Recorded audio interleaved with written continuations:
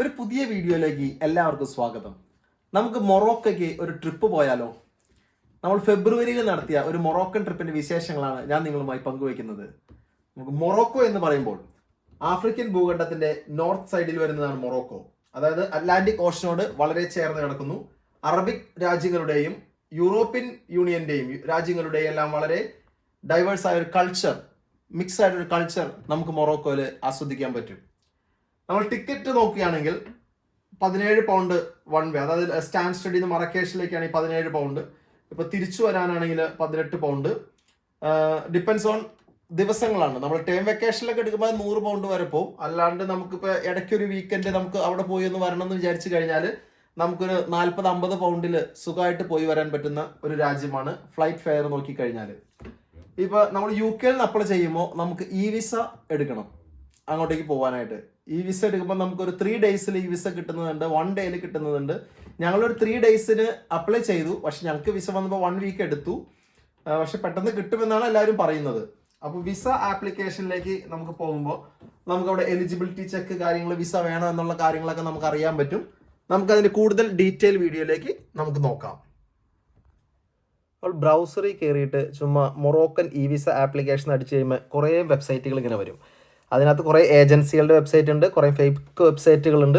അതിലൊന്നും പോയി ചാടരുത്. അതിൻ്റെ ഒറിജിനൽ വെബ്സൈറ്റ് ഞാൻ കുറേ കഷ്ടപ്പെട്ടാണ് കണ്ടുപിടിച്ചത്. ഇതാണ് എൻ്റെ ഒറിജിനൽ വെബ്സൈറ്റ്. അതിനകത്ത് നമ്മൾ കയറി കഴിയുമ്പോൾ ഈ ഒരു പേജാണ് നമുക്ക് കാണാൻ സാധിക്കും. അതായത് നമുക്ക് എലിജിബിലിറ്റി ചെക്ക് ചെയ്യാൻ പറ്റും. ഇന്ത്യൻസിന് UK താമസിക്കുന്ന ഓർഡിനറി പാസ്പോർട്ട് വെച്ചിട്ട് വിസ വേണോ എന്നുള്ളതാണ് നമ്മളവിടെ ചെക്ക് ചെയ്യുന്നത്. അതിനകത്ത് നമുക്ക് ചെക്ക് ചെയ്യാൻ നമുക്ക് കാണാം ഈ വിസ ആപ്ലിക്കേഷൻ വേണം എന്നുള്ളതാണ്. അപ്പോൾ അതിനകത്ത് നമ്മൾ അപ്ലൈ ചെയ്യുമ്പോൾ നമുക്ക് സ്ട്രെയിറ്റ് ആയിട്ട് നമ്മൾ ആ ഇ വിസ ആപ്ലിക്കേഷൻ്റെ സബ്മിഷൻ പേജിലേക്കാണ് പോകുന്നത്. അവിടെ നമ്മുടെ ഇമെയിൽ ID കൊടുക്കുക, അതിന് കൺഫേം ഇമെയിൽ ID ചെയ്യുക. നമ്മൾ റോബോട്ട് അല്ല എന്ന് നമ്മൾ പ്രൂവ് ചെയ്യേണ്ടതുണ്ട്. അത് കഴിഞ്ഞ് നമ്മൾ ഓക്കെ കൊടുക്കുമ്പോൾ നമ്മുടെ Gmailലേക്ക് അവരൊരു ആപ്ലിക്കേഷൻ ലിങ്ക് ഫോർവേഡ് ചെയ്യുകയാണ് ചെയ്യുന്നത്. ഇപ്പോൾ ഞാൻ എൻ്റെ Gmail ആ ലിങ്ക് വന്നത് ഞാൻ നിങ്ങളെ കാണിച്ചു തരാം. ആ Gmail നമുക്ക് ലിങ്ക് വരും, അറബിക്കിലൊക്കെയാണ്, പക്ഷെ നമുക്ക് ആ ഒരു ലൈൻ ഇംഗ്ലീഷിൽ വരും, ട്രാൻസ്ലേറ്റ് ചെയ്ത് കഴിയുമ്പോൾ ഇംഗ്ലീഷ് വരും. അപ്പോൾ ക്ലിക്ക് ഹിയർ എന്നുള്ള ഇതിനകത്ത് നമ്മൾ ക്ലിക്ക് ചെയ്ത് കഴിയുമ്പോൾ തിരിച്ച് നമ്മൾ ആ ഫസ്റ്റ് പേജിലേക്ക് തന്നെ പോകും. അവിടെ നമ്മൾ ഫുൾ നമ്മുടെ ഡീറ്റെയിൽസ്, ഇനി ഒരു മിസ്റ്റേക്ക് പറ്റരുത് എന്ന് വെച്ചാൽ വിസ ഫീ നമുക്ക് റീഫണ്ടബിൾ അല്ല. അപ്പോൾ നമ്മൾ എല്ലാ ഇൻഫോർമേഷനും വായിച്ച് നോക്കിയിട്ട് പ്രോപ്പറായിട്ട് ഫില്ല് ചെയ്ത് നെക്സ്റ്റ് പേജ് പോവുക. അതായത് നമ്മൾ അതിൻ്റെ ഹോട്ടൽ ബുക്കിങ്ങും റിട്ടേൺ ടിക്കറ്റും നമ്മൾ എടുത്തിട്ടുണ്ടാവണം. വിസ ആപ്ലിക്കേഷൻ ചെയ്യുമ്പോഴും നമ്മൾ ട്രാവൽ ഡേറ്റുകൾ കാര്യങ്ങൾ കൊടുക്കണം. അപ്പോൾ ഇതിനകത്തെല്ലാം നമ്മൾ ഇതെല്ലാം വായിച്ച് നോക്കിയിട്ട് വേണം ടിക്ക് ചെയ്യാൻ. നമ്മളെല്ലാ എലിജിബിലിറ്റിയും ക്രൈറ്റീരിയയും മീറ്റ് ചെയ്യുന്നുണ്ടെങ്കിൽ മാത്രമേ നെക്സ്റ്റ് പേജിലേക്ക് പോകാൻ പാടുള്ളൂ. എന്നുവെച്ചാൽ ഞാൻ നേരത്തെ സൂചിപ്പിച്ചതുപോലെ നമ്മൾ വൺസ് വിസ ഫീസ് പേ ചെയ്ത് കഴിഞ്ഞാൽ ഇതൊന്നും റീഫണ്ടബിൾ അല്ല എന്നുള്ള കാര്യം ഓർക്കുക.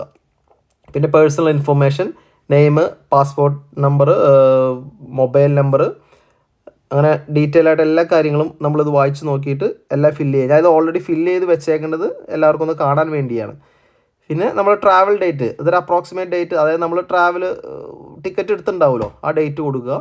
പിന്നെ പാസ്പോർട്ട് സൈസ് ഫോട്ടോ നമ്മൾ എടുത്തിട്ട് ഓൾറെഡി സിസ്റ്റത്തിൽ കയറ്റി വെച്ചിട്ടുണ്ടാവണം കേട്ടോ. എന്നുവെച്ചാൽ ആ സമയത്ത് നമ്മൾ ആപ്ലിക്കേഷൻ സബ്മിറ്റ് ചെയ്യുന്ന സമയത്ത് പാസ്പോർട്ടും ഫോട്ടോയും ആണ് ഇവർ ചോദിക്കുന്നത്. പാസ്പോർട്ട് സൈസ് ഫോട്ടോ, അത് സ്റ്റാൻഡേർഡ് പാസ്പോർട്ട് സൈസ് ഫോട്ടോ ആണ്. അതിനകത്ത് നേരെ അപ്ലോഡ് ചെയ്താൽ മതി. അതായത് വൈറ്റ് ബാക്ക്ഗ്രൗണ്ടിലുള്ള സാധാരണ ഫോട്ടോ തന്നെയാണ്. അതിനകത്ത് കൊടുത്തിട്ട് നമ്മൾ സബ്മിറ്റ് ചെയ്ത് കഴിയുമ്പോൾ നമ്മുടെ വിസ 6 മാസത്തേക്ക് എന്നുള്ള കാര്യങ്ങളെല്ലാം കാണിക്കും. പക്ഷെ നമ്മൾ പർട്ടിക്കുലറായിട്ട് ഏത് ഡേറ്റിലേക്കാണോ കൊടുക്കുന്നത് ആ ഡേറ്റിൽ നമുക്ക് ട്രാവൽ ചെയ്യാം. ഡേറ്റ് മാറ്റുന്നതിന് കുഴപ്പമില്ല കേട്ടോ.